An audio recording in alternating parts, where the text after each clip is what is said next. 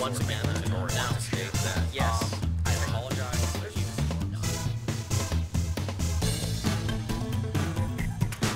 Hey everyone, this is Ogun Cheek coming at you again. Now, today, in part 4 of my tutorial, I'm going to be getting into the actual covers of swords. I do want to state, out here in the front, there are a lot of different ways that different groups put covers on their swords. If I do not list yours, I'm sorry. Also, don't send me comments going, well, that's not legal in my group. Hey, it is your responsibility to go to your group to find out what is and is not acceptable and considered safe for the group you are fighting with. Now, I'm going to start out with the most basic of sword covers. Duct tape. It's pretty easy, kids. Take some duct tape, slide it on the blade, make sure it's entirely covered, and you're all set, ready to go. Please, please, please do not even get the impression that this is easy. Do not get the impression that this is, oh, well, the lamest thing you can do. I have seen some beautiful pieces of art be made with sword covers made out of duct tape. You can go out there with the most beautiful weapon in the world, and it's only a duct tape cover, and it works. Now, it comes in a variety of colors, guys. I mean, literally, excuse me, look at these. And there are hundreds of other colors out there depending on where you go. I have seen the, oh my god, that is gay, flaming hot pink.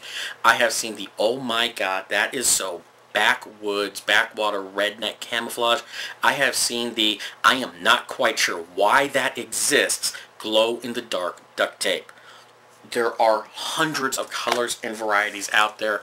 They go anywhere from $1 to $8 a roll. You can find them. The best selection I've found is at Walmart, and with Halloween coming on right now, abundant supply of colors. Go check it out. Get some. My personal favorite you can find at Walmart for about $3.50 a roll, and it is the really cool metallic looking. Guys, I gotta tell you, this stuff is hard to find, but it makes really cool looking weapons. Now, warning. You're going to go out there, and you may find actual metallic tape. This is duct tape. This is used on heating and AC ducts. This is actual metal.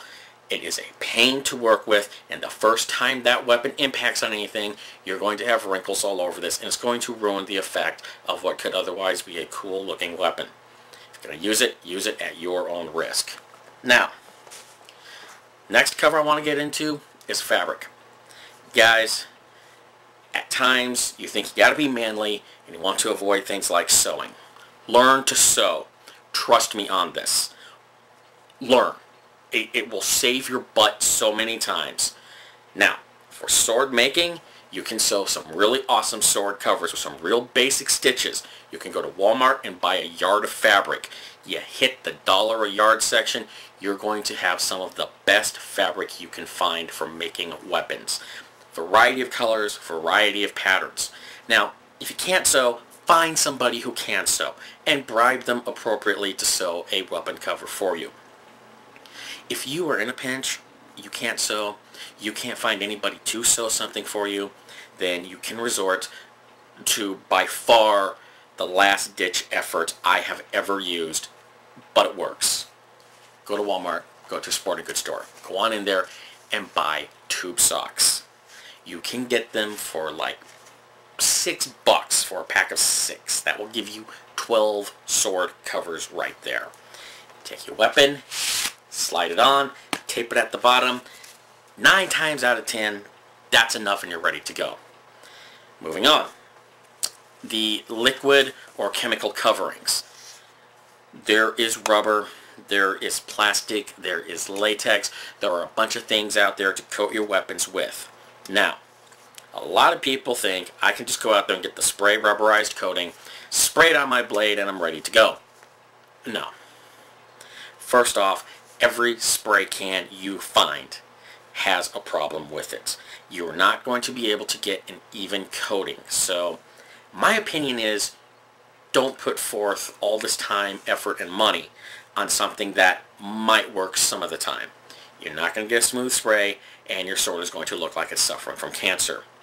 Also, the stuff takes about a month to 2 months to dry thoroughly enough to be able to use it for the actual physical damage that will be done during combat.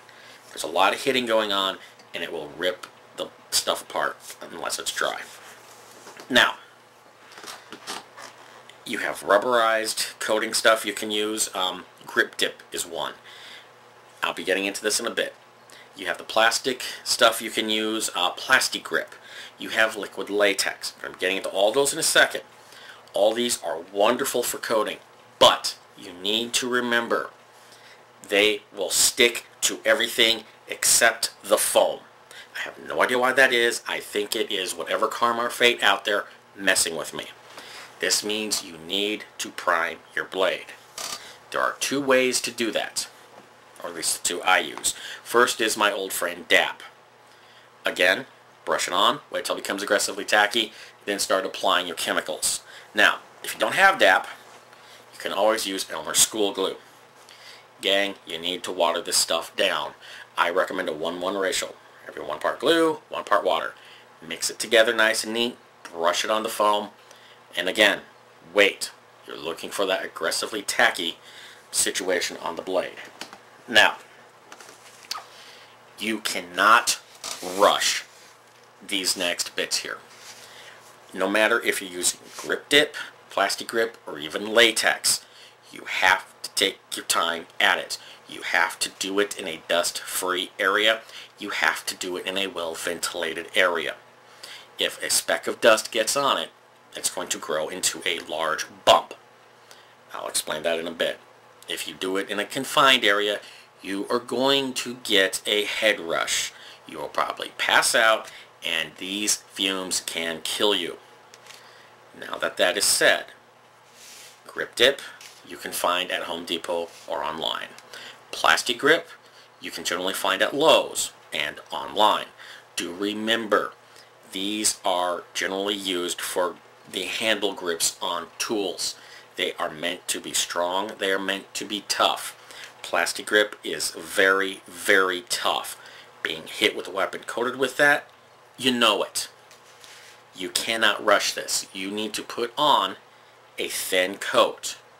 You need to wait up to 20 minutes. Then you put on another thin coat. Wait another 20 minutes. You're going to repeat this process till you have anywhere from 10 to 12 coats on the weapon. Now, you're going to feel the urge to rush. Don't. You're going to think, well, I'll just brush on a thick coat. You don't want to do that. If a speck of dust gets onto that blade, each layer, that bump is just going to get bigger and bigger and bigger and bigger. Also, when you brush a blade, you get a rough looking blade. Now, admittedly, I was going for rough looking.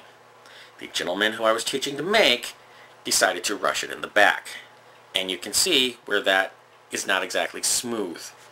So you got to take your time at it, guys.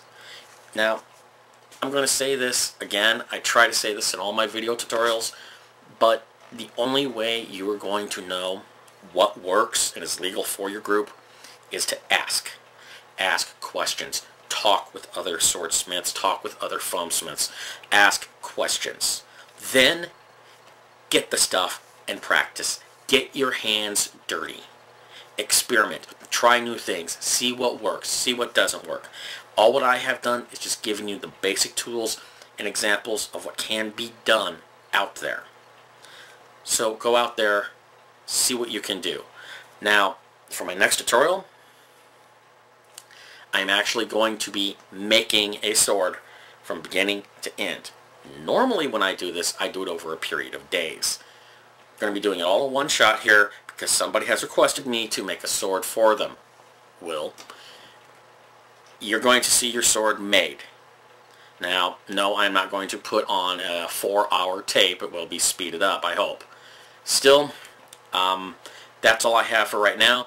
After I've made the sword, I'm actually going to be getting into some of the finer tricks of sword making, and then I'm actually going to be getting into some basic combat styles and concepts for fighting. So with that, I will bid you all a good day, and I hope to see you next time. Adios, kids.